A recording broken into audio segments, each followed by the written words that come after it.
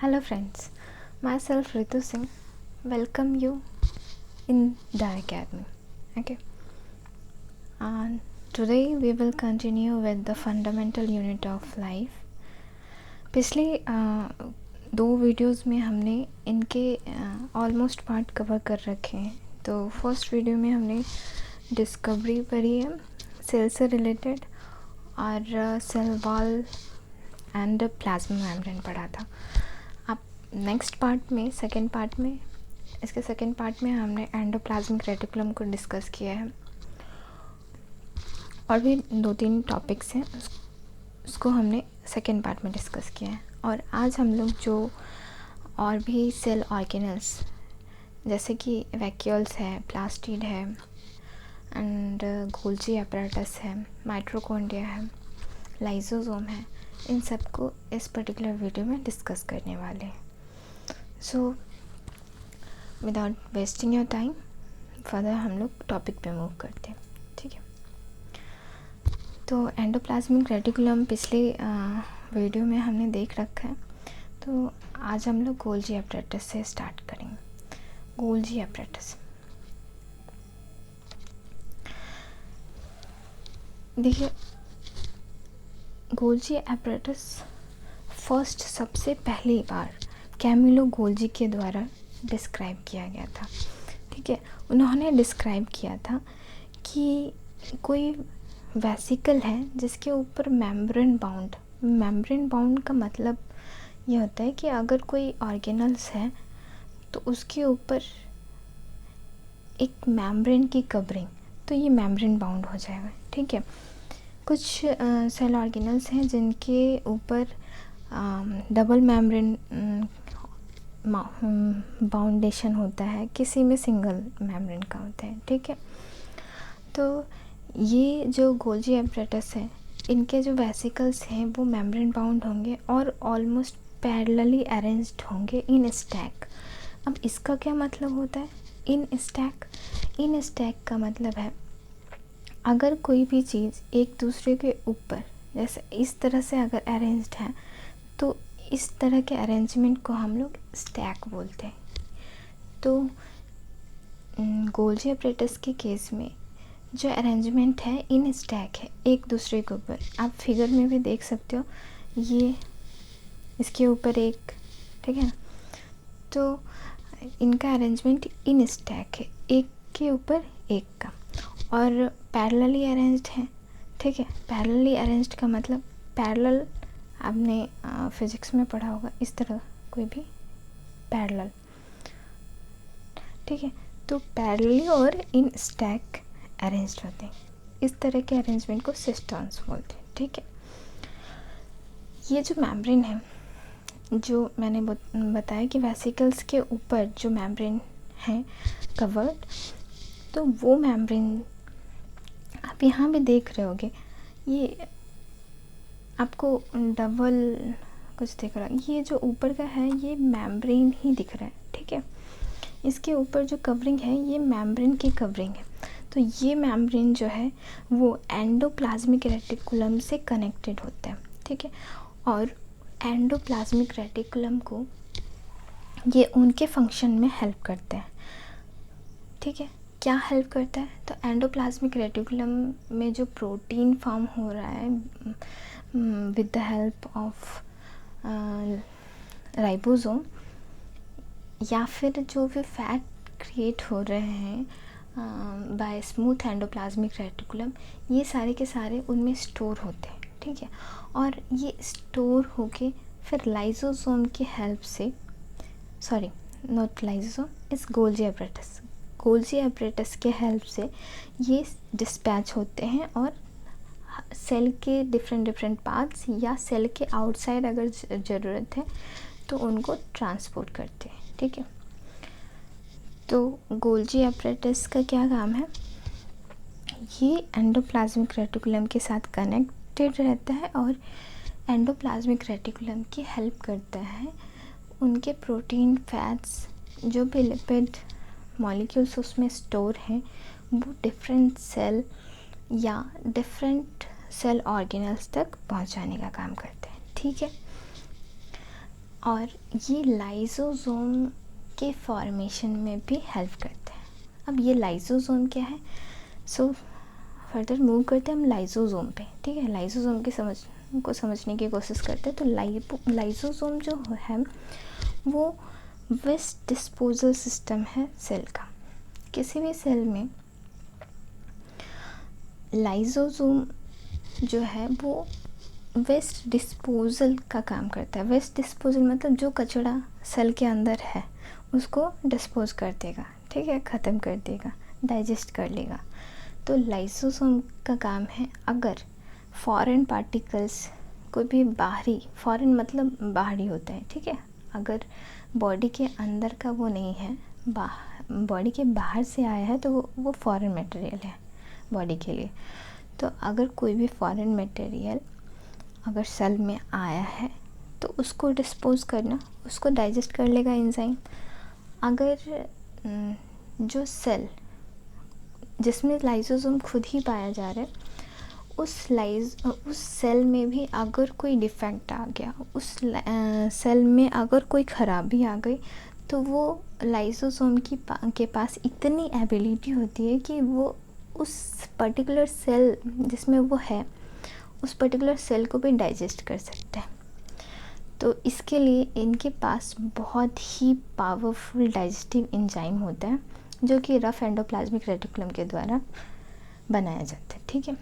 Lysosome की एक बहुत ही इम्पॉर्टेंट कैरेक्टरिस्टिक है, वो ये है कि लाइसोसोम जो है वो अपने आप को भी डाइजेस्ट कर सकता है, मतलब अपने आप को भी ख़त्म कर सकता है। अगर उसमें कोई ख़राबी आ गई तो वो अपने आप को भी ख़त्म कर सकता है। तो इसकी वजह से इसको सुसाइड बैग भी बोला जाता है, ठीक है। नेक्स्ट जो सेल ऑर्गेनल है वो है माइटोकॉन्ड्रिया। माइटोकॉन्ड्रिया बहुत ही इम्पॉर्टेंट टॉपिक है और इसको power house of the cell बोलते हैं। मतलब ये समझ लीजिए, अगर माइटोकॉन्ड्रिया सेल में नहीं है तो उस सेल का कोई भी काम नहीं होगा। अब ऐसा क्यों है, मतलब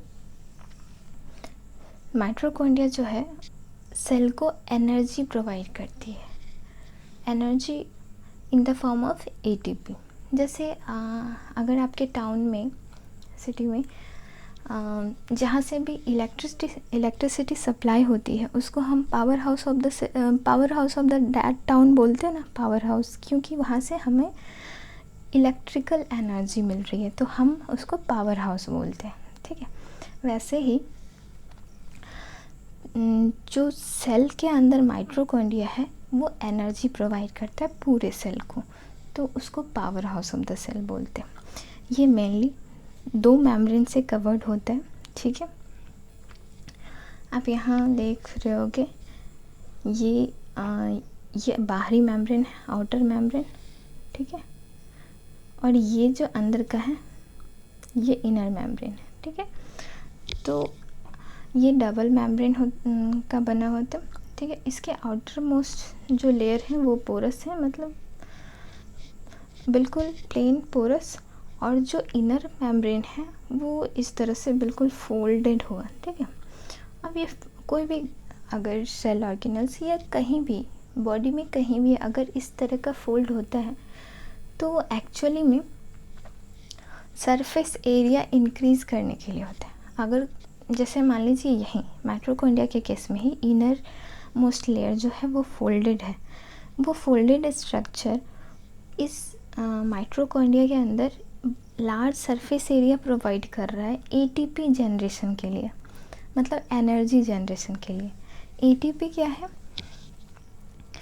एटीपी एक केमिकल सब्सटेंस है, एडिनोसिन ट्राइफॉस्फेट, ओके, जो कि हम एनर्जी की यूनिट के तौर पे यूज़ करते हैं। जैसे कि अगर हमें अपना हाइट नापना है तो सेंटीमीटर या कितने फुट के हम ये नापते हैं, या फिर अगर हमें किसी चीज़ की लंबाई नापनी है तो मीटर या सेंटीमीटर या फिर किलोमीटर से भी नापते हैं। तो जैसे किलोमीटर, सेंटीमीटर, मीटर ये सारे लेंथ के यूनिट हैं। जैसे अगर हम चीनी लेने जाते हैं मार्केट में तो 1 kg, ऐसा बोलते हैं ना, 250 ग्राम, 1 kg, 2 kg, 5 kg, इस तरह से बोलते हैं ना। तो जैसे ग्राम और kg जो है वो वेट का यूनिट है, वैसे ही ATP जो है एनर्जी का यूनिट माना जाता है। ठीक है, तो ATP आपको समझ में आ गया। नेक्स्ट, अगर किसी भी सेल ऑर्गेनल में प्रोटीन बनाने की अगर क्षमता है उसके खुद के अंदर, तो इसका मतलब क्या होता है? इसका मतलब ये है कि उसमें राइबोसोम प्रेजेंट हो। पिछले वीडियो में हमने डिस्कस किया था कि राइबोसोम के पास एबिलिटी होती है प्रोटीन बनाने की। तो अगर राइबोसोम और DNA इनके पास, माइटोकॉन्ड्रिया के पास प्रेजेंट है इसका खुद का, तो ये खुद का प्रोटीन तो क्रिएट कर ही सकते हैं। So mitochondria have the ability to make some of the protein of its own, okay, with the help of ribosome, और इनका खुद का DNA भी प्रेजेंट होता है इनके पास। ठीक है, नेक्स्ट जो है हमारा वो प्लास्टिड है। प्लास्टिड नॉर्मली प्लांट्स में ही पाए जाते हैं। ठीक है, और ये 2 तरह के हैं, क्रोमोप्लास्ट और ल्यूकोप्लास्ट। क्रोमोप्लास्ट की बात करें तो ये कैरी करता है डिफरेंट कलर, और ल्यूकोप्लास्ट की बात करें तो ये कलरलेस होता है या वाइट कलर प्रोवाइड करता है। ठीक है, तो ओवरऑल अगर हम ऐसे ही बात करें ऊपर से, तो मतलब प्लास्टिड का काम है प्लांट के डिफरेंट पार्ट को डिफरेंट कलर प्रोवाइड करना। ठीक है, अभी जैसे हम लोग ने क्लोरोफिल के बारे में पढ़ा है। क्लोरोप्लास्ट में क्लोरोफिल प्रेजेंट होता है, तो ये क्लोरोप्लास्ट जो है एक तरह का प्लास्टिड ही है। ठीक है, जिसमें ग्रीन कलर प्रेजेंट होता है और मेनली ये लीफ में ही प्रेजेंट होता है। छोटे प्लांट्स के केस में ये स्टेम में भी प्रेजेंट होता है, but in case of normally ये लीव्स में प्रेजेंट होता है और उसे ग्रीन कलर प्रोवाइड करता है। But instead of that yellow और ऑरेंज कलर भी इसमें मौजूद होता है। ठीक है, एक्सटर्नली जो प्लास्टिड की बात करें, ये जो आपको यहाँ डायग्राम दिख रहा है ये क्लोरोप्लास्ट है। ठीक है, जो अभी हमने बोला कि लीफ में प्रेजेंट होता है, इसमें भी डबल कवरिंग है, inner membrane and outer membrane. ठीक है, ये स्ट्रोमा है, ये जो आपको ट्यूब की तरह दिख रहा है ये स्ट्रोमा है। और ये जो एक के ऊपर एक, आपको बताया था मैंने कि अगर एक के ऊपर एक कुछ अरेंज्ड है तो ऐसे अरेंजमेंट को हम लोग स्टैक बोलते हैं। तो जो इसके थैलेकॉइड जो हैं वो एक के ऊपर एक अरेंज हैं, मतलब स्टैक में अरेंज्ड है। और अगर थैलेकॉइड स्टैक में अरेंज है तो उसको ग्रेनम बोला गया। ठीक है, दैट्स इट। जो ओवरऑल अगर प्लास्टिड की बात करें तो ये ऊपर से आपको माइटोकॉन्ड्रिया की तरह दिख रहा होगा। देखिए माइटोकॉन्ड्रिया का स्ट्रक्चर और ये, तो ऊपर से जो इनका स्ट्रक्चर है ऑलमोस्ट सिमिलर है माइटोकॉन्ड्रिया से। ठीक है, और इनके पास भी इनका खुद का राइबोसोम और DNA होता है। ठीक है, नेक्स्ट हम लोग मूव करेंगे वैक्यूल पे। ठीक है, अब वैक्यूल क्या है?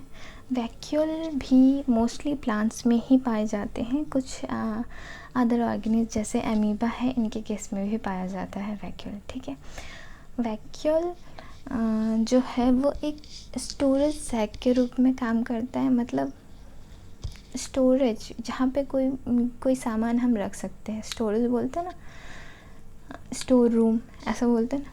तो वहाँ मतलब जो ऐसे ही कोई भी सब्सटेंस है तो हम लोग वैसे ही उसमें डालते जाते हैं, स्टोर करते जाते हैं। तो जैसे कुछ एक्स्ट्रा हम ले आए मार्केट से और वो हमारे यूज़ में अभी नहीं है तो हम स्टोर रूम में रख देते हैं ना, तो वैसे ही वैक्यूल्स जो है वो स्टोरेज का काम करता है किसी भी सेल के लिए। तो ये इस वैक्यूल में जो सेल है वो सॉलिड या लिक्विड दोनों में से कोई भी सब्सटेंस, कोई भी मटेरियल वो स्टोर कर सकते हैं इसमें वैक्यूल में, ठीक है।